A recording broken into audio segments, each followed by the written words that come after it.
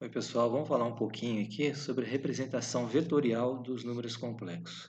No vídeo anterior, eu apresentei os números complexos basicamente da sua maneira algébrica, mas a gente viu que um número complexo Z ele era dado da forma A mais BI, onde A era a parte real e B era a parte imaginária. Então, basicamente, para definir um número complexo, a gente precisava de dois valores, o A e o B, a sua parte real e a sua parte imaginária. Por essa razão, a gente também pode interpretar os números complexos como um par de números reais. E a gente pode representar geometricamente os números complexos no que a gente chama de plano complexo, que é similar ao R2. Quando você tem um par de números reais, você pode representar esses números reais como um ponto do plano cartesiano ou como um vetor, né, do plano cartesiano.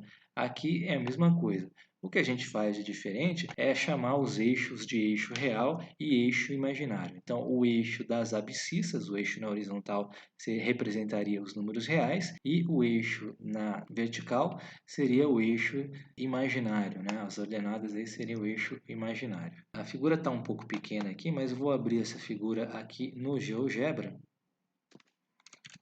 Aqui eu devia ter colocado uma setinha, mas eu não consegui colocar, eu esqueci como é que fazia. Mas um número complexo Z, né, que tem determinadas coordenadas A e B, ou seja, ele é da forma A mais BI, a abscissa dele seria o A, não dá para ver aqui, e a ordenada dele seria o B. Mas vamos olhar aqui na outra figura no GeoGebra. Então aqui eu estou pegando um número complexo qualquer, que ele pode ser representado só por esse ponto azul que eu coloquei aqui, ou por um vetorzinho. Eu não consegui colocar isso aqui na forma de vetor, deixa eu ver se tem. Ah, agora deu certo.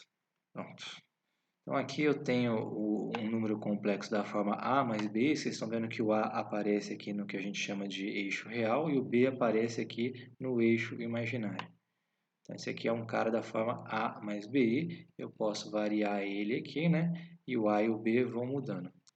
Tem uma coisa importante, né? Quando a gente tem essa interpretação geométrica do que é um número complexo, que é o seguinte: o conjugado de um número complexo que a gente tinha definido como, bom, se o número complexo era da forma A mais BI, então o seu conjugado, né, que era A menos BI, ele pode ser interpretado de maneira geométrica.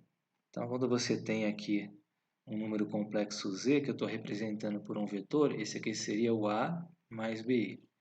O seu conjugado aparece aqui embaixo, seria o Z barra, né? A menos BI. E esse, geometricamente, a gente pode dizer, na verdade, que ele é a reflexão do vetor Z em torno do eixo real. Esse aqui é o eixo real e aqui é o eixo imaginário. Então, você tem aqui, digamos, um ângulo θ, esse ângulo aqui também vai ser θ. Então, geometricamente, obter o conjugado de um número complexo, você interpreta esse número complexo como um vetor no plano complexo, você nada mais está fazendo, né, do que uma transformação. Isso é uma transformação linear também, né? Você pega esse vetor aí, faz o conjugado, que nada mais é do que refletir em torno do eixo dos números reais. Uma outra coisa que é importante aqui nos números complexos é o seguinte: você tem aqui um número complexo, aqui é A, na verdade é Z, tá? Posso até mudar isso aqui agora. Então, uma interpretação que a gente tem para o módulo do número complexo, que é dada daquela maneira algébrica como sendo raiz quadrada de A ao quadrado mais B ao quadrado, é o comprimento desse vetor, ou seja, a distância desse ponto até a origem, é o módulo de Z.